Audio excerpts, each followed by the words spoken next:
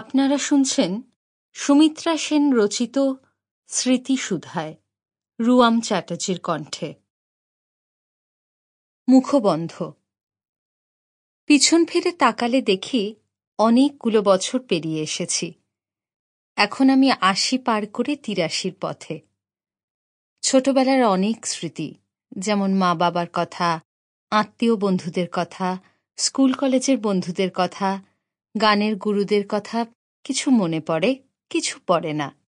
ঋতপ্রভ আমার কাছে দিনের পর দিন এসে খুঁচিয়ে খুঁচিয়ে ওই সব কিছু ঘটনা বের করে এই বই লিখতে সাহায্য করেছে। আমি ঋতপ্রভকে আশীর্বাদ ও সাধুবাদ জানাই। বই পড়ে ভালো লাগবে আমার আশা। সুমিত্রা সেন, সপ্তপর্ণী, কলকাতা। প্রাক্কথন। রবীন্দ্রগানের জগতে শিল্পী হিসেবে সুমিত্রা সেনের অবস্থান নির্ণয় এই বইয়ের উদ্দেশ্য নয়। সমসাময়িক শিল্পীদের সঙ্গে সুমিত্রা দেবীর গায়নশৈলীর পার্থক্য, কোন বৈশিষ্ট্যের জন্য তিনি স্বকীয়, কেন তিনি ততটা প্রচার পেয়েছিলেন অথবা পাননি, তাও এই বইয়ের বিচার্য নয়। এই বই বস্তুত গল্পের, সুমিত্রা দেবীর জীবন গল্পের।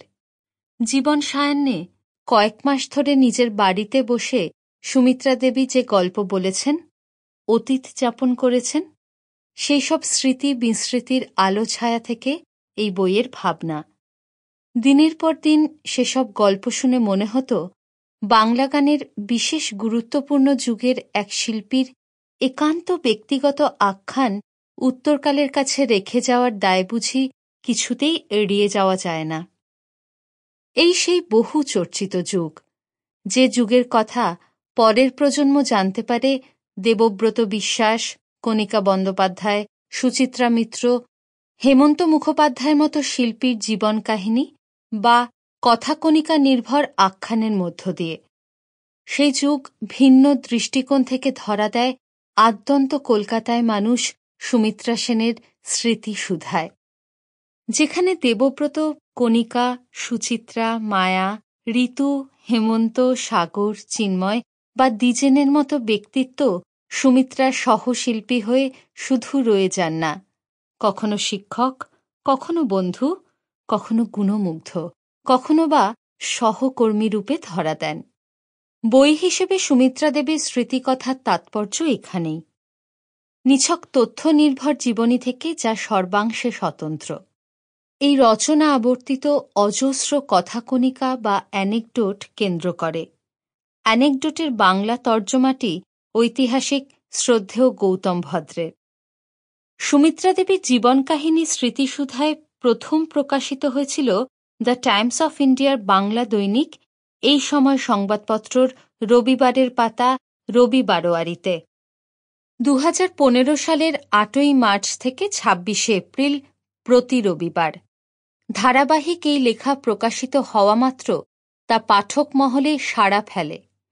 সেই সঙ্গে সুমিত্রা দেবীও বেশ কিছু প্রতিক্রিয়া পেয়েছিলেন ছাত্রছাত্রী এবং পরিচিত পরিসর থেকে। নিরন্তর চর্চায় অন্তর্মহলে লুকিয়ে থাকা পুরনো দিনের আরও গল্প মনে পড়ে যেতে থাকে তাঁর। ফলে এই সময় প্রকাশিত জীবনস্মৃতি পরিবর্ধন, পরিমার্জনের প্রয়োজন হয়ে পড়ে। স্মৃতিসুধায় লেখা অবশ্য শুরু ২০১৪ ফেব্রুয়ারিতে। সুমিত্রা দেবী তখন ৮২ পার করেছেন।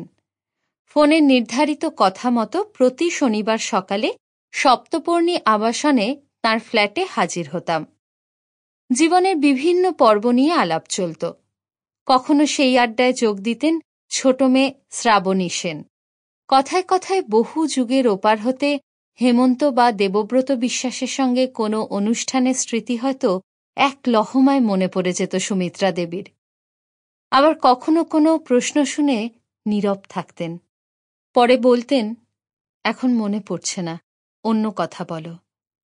কখনো বা পাশের ঘরে থাকা শ্রাবণীকে তাঁর ডাকনামে ডেকে পাঠিয়ে বলতেন, আচ্ছা রূপু, ৬১ সালে রবীন্দ্র সেন্টিনারিতে ওই গীতিনাট্যের রেকর্ডিংয়ের পর যেন কি হয়েছিল? কথার খেই ধরিয়ে দিতেন। Sample complete. Ready to continue?